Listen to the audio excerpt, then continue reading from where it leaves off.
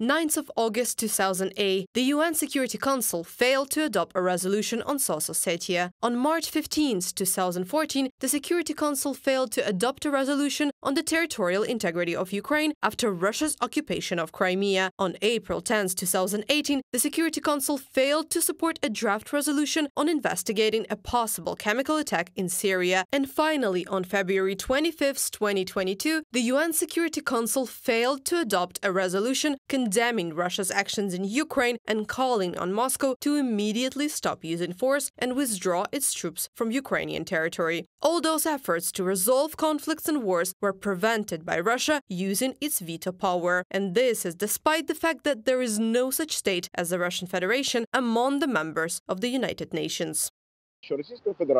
The Russian Federation as a country has never had the status of a member state of the United Nations in accordance with the charter of this organization, and accordingly Article 25 of this charter lists 5 permanent members of the UN Security Council. Not Russia and not Russian Federation, it's not there. It's still listed as Soviet Union. Let me repeat, Russia has never been and is not a member of the UN. Accordingly, it has no rights to participate and be a permanent member of any UN working groups. It is impossible to exclude Russia from the UN Security Council. There is simply no corresponding legal mechanism, but it is possible to stop violating the organization's charter, experts say.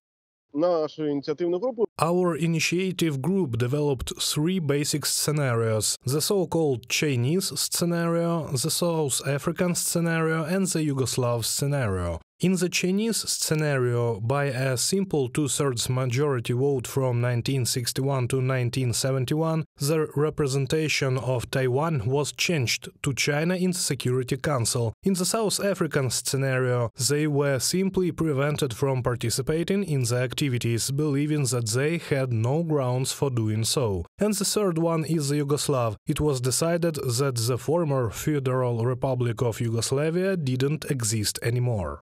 For several decades, the United Nations has played an important role in resolving international conflicts. However, more recent events have shown the UN to be ineffective. The full-scale invasion of Ukraine by Russian troops proved once again that it needs to be reformed. The situation that unfortunately Ukraine finds itself in will be the impetus for change, real change at the level of the United Nations organization. It's becoming clear for many members of the UN. They need to form an approach to change Security Council and the General Assembly. In September 2023, the G4 countries called for reforms as soon as possible. Ukraine also articulated 3 initiatives, concrete steps to modernize the UN. The General Assembly should be given a real opportunity to override the veto. This is the first necessary step. If the war cannot be stopped because all efforts are blocked by the veto of the aggressor state or by countries indulging the aggressor, it is necessary to bring this issue up for General Assembly. Second step, the UN Security Council should be fully accountable to the nations of the world. I welcome proposals by various leaders to increase the representation of nations on the Security Council. The third step, announced by Ukrainian President Volodymyr Zelensky, is to agree on a mechanism for preventing aggressions through early response to actions against the territorial integrity and sovereignty of states. Reported by Anastasia Tarnavska, Valeria Nikopelova, UATV News.